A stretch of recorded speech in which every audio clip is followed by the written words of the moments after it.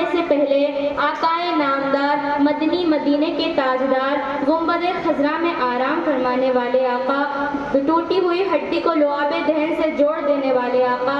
ارے ہاں وہی آقا کہ جنہوں نے چاند کی طرف اشارہ کیا تو چاند دو ٹکڑے ہوتا ہوا نظر آیا، ارے ہاں وہی آقا کہ جنہوں نے سورج کی طرف اشارہ کیا تو سورج دوبارہ پلٹتا ہوا نظر آیا، ارے ہاں وہی آقا کہ جن کو اللہ تبارک و تعالیٰ نے قرآن مجید میں کہیں یا ایھا المزمل کہہ کر پکارا تو کہیں یا ایھا المدثر کہہ کر پکارا، کہیں یاسین کہہ کر پکارا تو کہیں طٰہٰ کہہ کر پکارا، انہی آقا کی بارگاہ اقدس میں جھوم جھوم کر لبوں کو چوم چوم کر درود پاک کا نذرانہ پیش کیجیے۔ پڑھیے باآواز بلند اللہم صلی علی سیدنا۔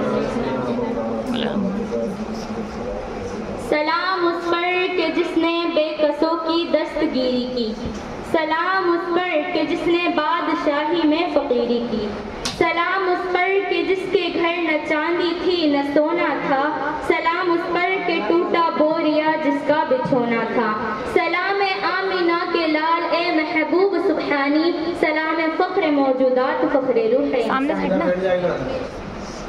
جس طرح سورج نکلنے سے پہلے ستاروں کی روپوشی، صبح صادق کی سفیدی اور شفق کی سرخی سورج نکلنے کی خوشخبری دینے لگتے ہیں، اسی طرح جب آفتاب رسالت کے طلوع کا زمانہ قریب آ گیا تو اطراف عالم میں بہت سے ایسے عجیب عجیب واقعات اور خارق عادات بطور علامت کے ظاہر ہونے لگے جو ساری کائنات کو جھنجھوڑ جھنجھوڑ کر یہ بشارت دینے لگے کہ آفتاب رسالت کے طلوع کا زمانہ قریب آ گیا۔ چنانچہ اصحاب فیل کی ہلاکت کا واقعہ، برسوں کی خشک سالی کا دفع ہو کر خوشحالی کا دور دورہ ہو جانا، بتوں کا منہ کے بل گر پڑنا، شام اور کوفہ کے درمیان وادی سماوا کی خشک ندی کا اچانک سے جاری ہو جانا، حضور نبی کریم صلی اللہ تعالیٰ علیہ وسلم کی والدہ ماجدہ کے بدن سے ایک ایسے نور کا نکلنا جس سے بصرہ کے محلات روشن ہو گئے۔ یہ سبھی واقعات اسی سلسلے کی کڑیاں ہیں جو آپ رسول اللہ صلی اللہ تعالیٰ علیہ وسلم کی تشریف آوری سے پہلے ہی مبشرات بن کر عالم کائنات کو یہ خوشخبری دینے لگے کہ مبارک ہو وہ شے پردے سے باہر آنے والا ہے، مبارک ہو وہ شے پردے سے باہر آنے والا ہے، گدائی کو زمانہ جس کے در پر آنے والا ہے۔ بے شک ماشاءاللہ۔ جس رات حضور نبی کریم صلی اللہ تعالیٰ علیہ وسلم کا نور نبوت حضرت عبداللہ کی پشت سے منتقل ہو کر حضرت آمنہ ماجدہ کے بدن مقدس میں منتقل ہوا، اس رات تمام چوپایوں خصوصاً قریش کے جانوروں کو اللہ تبارک و تعالیٰ نے گویائی عطا فرمائی اور ان سبھی جانوروں نے فصیح اعلان کیا کہ اللہ کا وہ مقدس رسول شکم مادر میں جلوہ گر ہو گیا ہے جس کے سر پر تمام دنیا کی امامت کا تاج ہے اور جو ساری کائنات کو روشن کرنے والا چراغ ہے۔ چنانچہ مشرق کے جانوروں نے مغرب کے جانوروں کو خوشخبری دی اور دریا اور سمندروں میں بھی سبھی جانوروں نے ایک دوسرے کو یہ خوشخبری سنائی کہ حضرت احمد مجتبیٰ محمد مصطفیٰ صلی اللہ تعالیٰ علیہ وسلم کی ولادت باسعادت کا وقت قریب آ گیا۔ نصیب چمکے ہیں فرشیوں کے کہ عرش کے چاند آ رہے ہیں، نصیب چمکے ہیں فرشیوں کے کہ عرش کے چاند آ رہے ہیں، جھلک سے جن کی فلک ہے روشن وہ شمس تشریف لا رہے ہیں، جھلک سے جن کی فلک ہے روشن وہ شمس تشریف لا رہے ہیں۔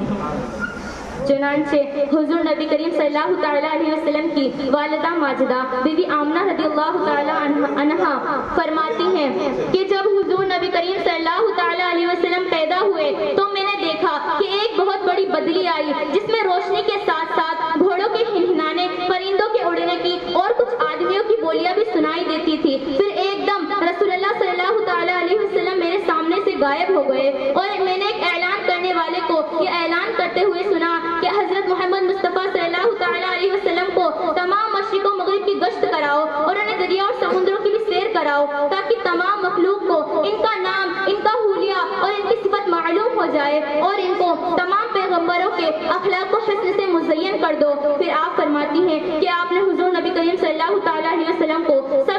سبز رنگ کے کپڑے میں، ریشم کے کپڑے میں لپٹا ہوا دیکھا جس میں سے پانی ٹپک رہا تھا اور پاک مشک کی خوشبو آ رہی تھی۔ پھر آپ فرماتی ہیں کہ میں نے چہرہ انور کو دیکھا تو 14ویں کے چاند کی طرح چمک رہا تھا۔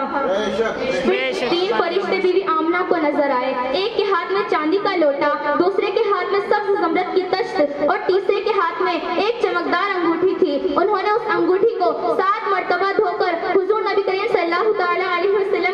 دونوں شانوں کے درمیان مہر نبوت لگا دی اور ایک لمحے کے بعد بیوی آمنہ کو سپرد کر دیا۔ وہ آئیں گے آتے ہوں گے ابھی آئیں گے، وہ آئیں گے آتے ہوں گے ابھی آئیں گے، یہی سوچ کے ہم نے محفل کو سجا رکھا ہے۔ ہوا کا موسم بتا رہا ہے وہ زلف اپنی لہرا رہے ہیں، ہوا کا موسم بتا رہا ہے وہ زلف اپنی لہرا رہے ہیں، سواری طیبہ سے چل پڑی ہے، سواری طیبہ سے چل پڑی ہے، حضور تشریف لا رہے ہیں۔ بے شک سبحان اللہ ماشاء اللہ۔ چنانچہ تاریخ عالم میں 12 ربیع الاول مطابق 20 اپریل 571 عیسوی یہی وہ نرالا اور عظمت والا دن ہے کہ اسی روز عالم ہستی کے ایجاد کا باعث، گردش لیل و نہار کا مطلوب، خلق آدم کا رمز، کشتی نوح کی حفاظت کا راز اور ابن مریم کی بشارت کا ظہور ہوا۔ کائنات کے الجھے گیسوؤں کو سنوارنے والا، تمام جہان کے بگڑے نظاموں کو سدھارنے والا، یعنی وہ نبیوں میں رحمت لقب پانے والا،